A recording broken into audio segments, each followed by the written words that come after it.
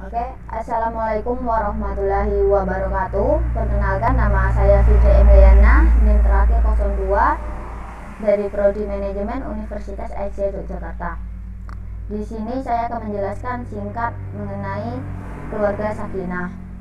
Seperti yang kita ketahui, bahwasannya keluarga merupakan keluarga yang terdiri dari keluarga inti, dari suami istri dan anak, serta kedua orang tua dari suami dan istri dan kerabat lainnya. Nah, di dalam pemenuhan hak dan kewajiban suami istri supaya berjalan dengan aman, nyaman, diperlukannya komunikasi yang baik di antara pasangan suami istri tersebut. Nah, komunikasi yang baik itu yaitu komunikasi yang menganut nilai kesetaraan manusia. Nah, adapun yang dimaksud dengan nilai kesetaraan manusia yaitu komunikasi yang dilakukan dengan cara saling pengertian satu sama lain antara suami dan istri, saling menghormati dan saling menghargai antar anggota keluarga lainnya. Nah, di sini saya akan menjelaskan tentang hak dan kewajiban suami istri. Faktor yang sangat penting di dalam sebuah keluarga yaitu hak dan kewajiban. Terpenuhinya kewajiban dan hak antara suami istri dalam hidup keluarga yang dilakukan dengan cara muasyarah bil ma'ruf. Nah, di sini ada beberapa poin mengenai tentang kewajiban bersama suami istri. Adapun kewajiban bersama suami istri tersebut antara lain yaitu saling setia dan memegang teguh tujuan pernikahan atau perkawinan. Yang kedua, saling menghargai, menghormati, mempercayai, dan berlaku jujur terhadap pasangan satu sama yang lain. Terus yang ketiga yaitu berlaku sopan santun dan saling menghormati keluarga masing-masing. Yang keempat itu menjaga kehormatan dirinya dan berlaku jujur terhadap dirinya serta pasangannya. Terus setiap persengketaan harus dihadapi dan diselesaikan dengan cara yang baik.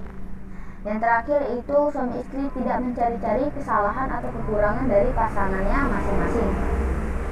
Yang kedua ada hak bersama suami istri. Yang tadi kan kewajiban, sekarang hak dan hak bersama suami istri. Adapun hak tersebut yaitu suami istri halal bergaul dan masing-masing dapat memperoleh kesenangan satu sama lain atas karunia Allah Subhanahu wa ta'ala. Yang kedua itu terjadi hubungan mahram semenda. Maksudnya yaitu istri menjadi mahram ayah, suami, kakeknya dan seterusnya. Demikian pula suami menjadi mahram ibu, neneknya dan seterusnya. Yang ketiga itu terjadi hubungan waris mewarisi antara suami dan istri. Suami berhak mewarisi sepeninggalan istri. Begitupun sebaliknya, suami juga berhak atas warisan sepeninggal istri suami. Nah, yang ketiga yaitu kewajiban suami terhadap istri, yaitu memberikan nafkah lahir dan batin guna perimbangan terhadap fungsi reproduksi perempuan. Nah, kewajiban muasyarah bil ma'ruf merupakan pengamalan surat An-Nisa yang artinya dan bergaullah dengan mereka secara baik, kemudian bila kamu tidak menyukai mereka maka bersabarlah, karena mungkin kamu tidak menyukai sesuatu padahal Allah menjadikan padanya kebaikan yang banyak.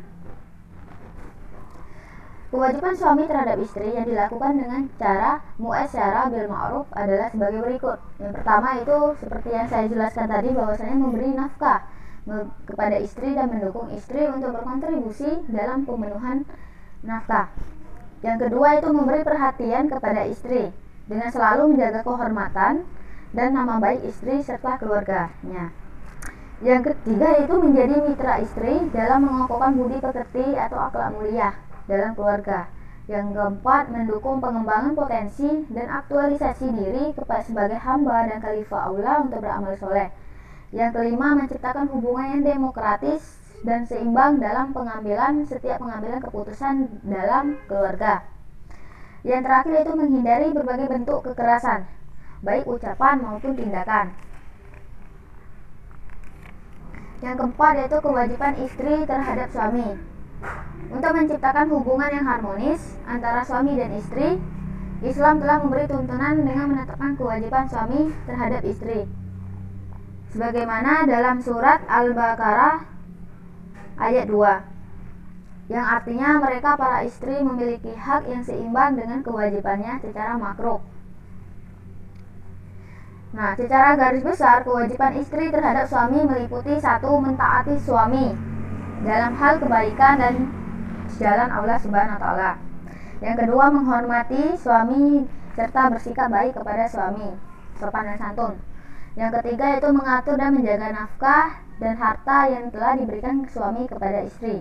Yang keempat, mengingatkan suami dan mendialogkan dengan cara yang makruf atas kelalaian dalam menunaikan kewajiban, kebenaran, dan kebaikan. Yang terakhir yaitu memberikan dukungan dan semangat kepada suami dalam mewujudkan akhlak karimah kepada Allah, keluarga, dan kemasyarakatan. Yang B yaitu hak dan kewajiban orang tua dan anak. 1. Kewajiban bersama orang tua terhadap anak. Seperti yang kita ketahui bahwasanya anak merupakan bagian dari kehidupan keluarga, di mana anak adalah hasil dari buah hubungan cinta dan kasih sayang antara suami dan istri. Nah, anak juga merupakan amanah atau titipan Allah Subhanahu wa taala kepada orang tua untuk dirawat, dididik, disayangi, dan diasuh agar menjadi manusia yang soleh dan soleha. Nah, dalam konvensi hak disebutkan bahwa hak anak yang harus dipenuhi meliputi hak untuk hidup dan kelangsungan hidup, kepentingan yang terbaik bagi anak, dan penghargaan terhadap pendapat anak dan tidak diskriminatif. Nah, kemudian kewajiban orang tua kepada anak pada masa kelahiran. 1. Pendidikan prenatal. Pendidikan orang tua terhadap anak dimulai sejak dalam kandungan, bahkan dimulai sejak melakukan hubungan suami istri. Yang kedua yaitu anak yang baru lahir hendaknya didoakan agar mendapat berkah dari Allah Subhanahu wa taala dan dijauhkan dari segala godaan dan gangguan. Sebagaimana firman Allah dari hadis riwayat Al-Bukhari yaitu Abu Musa riwayat akhir berkata, telah lahir anakku, kemudian aku bawa kepada Nabi Muhammad SAW, maka diberinya nama Ibrahim, lalu diusap langit-langit mulutnya dengan kurma dan didoakan dengan barakah. Yang ketiga itu pada hari ke-7 dari kelahirannya hendaknya diberi nama yang baik. Kemudian B. Kewajiban orang tua terhadap anak pada masa kanak-kanak. 1. Bila telah sampai saatnya anak laki-laki dikhitankan sebagai sunnah Nabi SAW. Yang kedua yaitu setelah anak agak besar, tidur anak laki-laki dan tidur anak perempuan dipisahkan. Kemudian sejak usia dini anak dididik dan dibiasakan mendengarkan, mengucapkan, menghafalkan, bahkan mengamalkan isi-isi Al-Quran secara bertahap dalam kehidupan sehari-hari. Yang keempat, selambat-lambatnya pada umur 7 tahun anak bisa dibiasakan untuk menunaikan sholat 5 waktu dan lebih baik dilakukan secara berjamaah di rumah, masjid maupun di sekolah. Yang kelima, setelah sampai waktunya sebaiknya seharusnya anak itu dimasukkan ke sekolah yang menekankan dan mengutamakan kurikulum pendidikan agama Islam. Itu 5 aja ya dikasih. Terus selanjutnya yang C, kewajiban orang tua kepada anak pada masa usia dewasa dan menjelang perkawinan. 1. Orang tua memberikan arahan agar aktif dalam kegiatan kemasyarakatan dan keorganisasian untuk memupuk jiwa sosial, kemanusiaan, dan kepemimpinan. Yang kedua, orang tua memberikan informasi yang benar tentang kesehatan reproduksi sesuai dengan usia perkembangan. Yang tiga, apabila telah sampai waktunya, anak dipandu dalam memilih pekerjaan maupun profesi untuk mengamalkan ilmu dan keterampilannya serta mendapatkan rezeki yang halalan, thayyiban, dan berkah. 4. Apabila anak telah ada keinginan untuk menikah, sebaiknya dilakukan pendekatan dan konsultasi agar tidak keliru dalam memilih pasangan. Mengutamakan pertimbangan agama, akan tetapi di samping itu juga mempertimbangkan beberapa faktor kafa'ah atau setara dalam pendidikan, sosial, dan ekonomi. Yang kelima, bila sudah ada kesepakatan tentang calon yang dikehendaki agar menjadi kehormatan diri dan keluarga dengan menerapkan pergaulan secara islami, menghindarkan diri dari model tunangan dan pergaulan bebas atau pacaran. Yang keenam itu bila sudah tiba waktunya untuk segera dinikahkan sebagaimana kodrat manusia untuk mengikuti sunnah Nabi SAW dan kemudian dicatatkan di hadapan pegawai pencatat nikah. Yang ketujuh, setelah keduanya resmi menjadi suami istri, selalu disadarkan bahwa hidup sebagai orang yang beriman, selalu beribadah dan membersihkan diri dari segala perbuatan haram, terutama dalam mencari nafkah untuk keluarga. Dan terakhir itu dalam kehidupan rumah tangga pasti ada pasang surut. Oleh karena itu dalam hal ini suami istri berjuang bersama-sama untuk mengatasinya. 2. Kewajiban anak terhadap orang tua. Jasa dan pengorbanan orang tua terhadap anak sejak dalam kandungan sampai dewasa tidak dapat dihitung dengan mata uang apapun dan tidak akan dapat dibalas dengan jasa apapun, karena kehadirannya ke dunia ini atas jasa orang tua. Beberapa hal yang wajib dilakukan anak terhadap orang tua adalah birrul walidain, yaitu berbuat baik dan ihsan kepada serta memuliakan kedua orang tua. Tidak menyinggung perasaan orang tua meski orang tua melakukan kealpaan atau kesalahan akan kewajibannya. Yang ketiga, menghormati, berbicara halus, dilarang bersuara keras dan menggembirakannya. Yang keempat, memenuhi kebutuhan orang tua dan merawatnya ketika lanjut usia. 5. Mendoakannya dan memohonkan ampunan baginya meski keduanya sudah wafat. 6. Melaksanakan wasiat orang tua. 7. Melanjutkan amal kebaikan orang tua.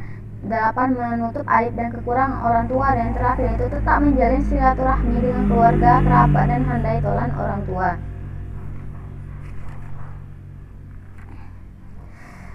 Yang C. Kewajiban antar ke anggota keluarga selain keluarga inti, yaitu berbuat baik dengan para kerabat, menjalin silaturahmi, membantu dan menyantuni keluarga yang kurang mampu atau yang membutuhkan, mengajak dan mengingatkan keluarga agar saling memiliki komitmen terhadap Islam, memberikan hak waris sesuai dengan haknya. Baiklah, mungkin itu saja yang dapat saya jelaskan.